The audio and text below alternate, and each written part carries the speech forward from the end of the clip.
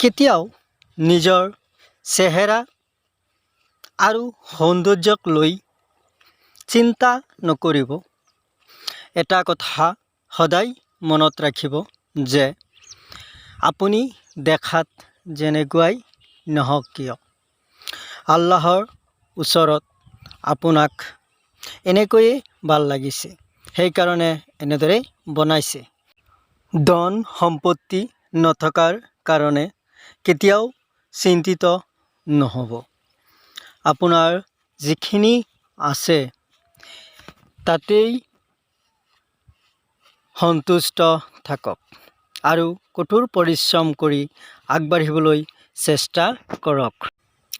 আপোনাৰ জীৱনৰ পৰা প্ৰিয় মানুহগৰাকী আঁতৰি গ'লে চিন্তা নকৰিব। আপোনজনে কেতিয়াও এৰি নাযায়। এৰি যোৱাৰ হাজাৰটা পথ থাকিলেও কাষত থাকিবলৈ এটা পথেই যথেষ্ট। এৰি যোৱাজন কেতিয়াও আপোন নাছিল।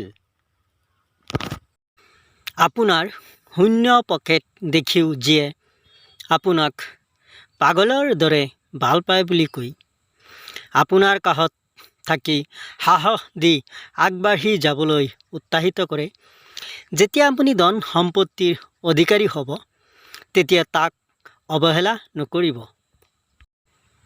আপোনাৰ মনটো সৰল আৰু আৱেগিক হোৱাৰ কাৰণে নিজক ঘিণ নকৰিব, কাৰণ সৰল মন হোৱাটো মানুহৰ এটা গুণ, যিটো গুণ সকলোৰে নাথাকে।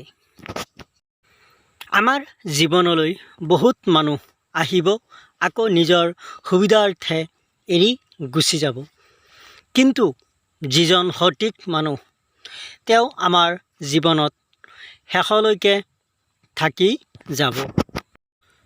প্ৰকৃত আপোন মানুহ সেইজনেই যিয়ে আপোনাক ভালদৰে বুজি পায়, বেয়া সময়ত ছাঁ হৈ কাষত থিয় দিয়ে, সাহস হৈ আগুৱাই যোৱাৰ প্ৰেৰণা দিয়ে। যিজনে আপোনাৰ দেহৰ ৰূপ সৌন্দৰ্য আৰু টকা পইচা দেখি ভাল পায়, সেই ভালপোৱা বেছিদিন জীয়াই নাথাকে, কাৰণ ৰূপ সৌন্দৰ্য আৰু টকা পইচাতকৈও মানুহৰ মনৰ সৌন্দৰ্য বহুত মূল্যৱান।